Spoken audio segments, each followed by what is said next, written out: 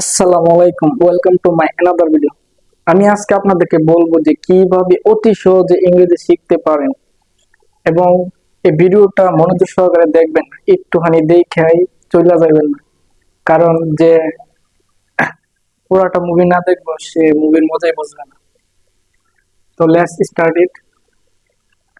আমি আজকে আপনাদেরকে বলবো ইংরেজিতে ভালো করার জন্য, স্পিকিং ইংলিশ ভালো করার জন্য আপনার পাঁচটি বিষয় অবশ্যই ভালো করে জানতে হবে এবং এগুলো মেনটেন করে চলতে হবে। এই পাঁচটি বিষয় আমি আপনাদেরকে আজকে উপস্থাপন করব। এই উপস্থাপন করার মধ্যে দিয়ে আপনারা বুঝে নেবেন যে আপনাদের কাছে এই পাঁচটি এবিলিটি আপনারা অর্জন করতে পারছেন কিনা, বা এগুলো আপনারা ফলো করেন কিনা।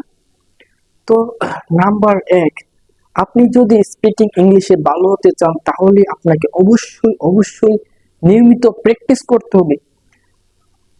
নিয়মিত প্র্যাকটিস করলে আপনি অবশ্যই স্পিকিং ইংলিশে ভালো করতে পারবেন। কথায় আছে না, practice makes a man perfect. যে যত বেশি প্র্যাকটিস করবে সে তত বেশি এগিয়ে যাবে। আপনার এক নাম্বার হচ্ছে, আপনি যদি প্র্যাকটিস করেন বেশি বেশি তাহলে আপনি অবশ্যই স্পিকিং ইংলিশে অনেক এগিয়ে যাবেন, আপনাদের বন্ধু থেকে এগিয়ে যাবেন। আমার দুই নাম্বার হচ্ছে, আপনি স্পিকিং ইংলিশ করবেন অবশ্যই প্র্যাকটিস করবেন, তার জন্য আপনাকে সাম ভোকাবুলারি জানতে হবে। তো ভোকাবুলারি জানার জন্য আপনি কি করতে হবে? ভোকাবুলারি মুখস্থ করা যাবে না, ভোকাবুলারি দেখে দেখে শুনে শুনে পড়তে হবে।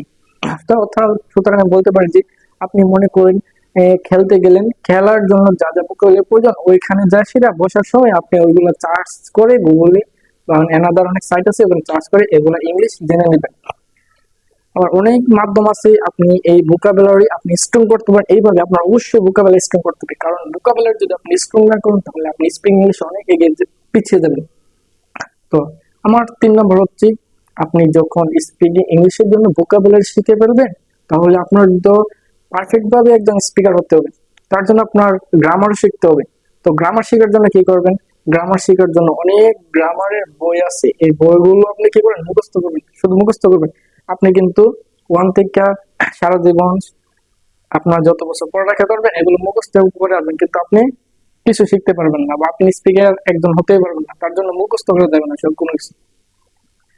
তো আপনি গ্রামার গুলো মুখস্থ করার পাশাপাশি, মানে পড়ার পাশাপাশি আপনি একটি একটি করে সেন্টেন্স, নতুন সেন্টেন্স বের করবেন, কারণ নতুন সেন্টেন্স গুলোই আপনাকে নতুন জায়গায় নিয়ে যাবে। আর পুরান আপনি যদি একই মুখস্থ করেন তা আপনি একই লেভেলে থাকবেন, আপনার লেভেল ড্রপই হবে না।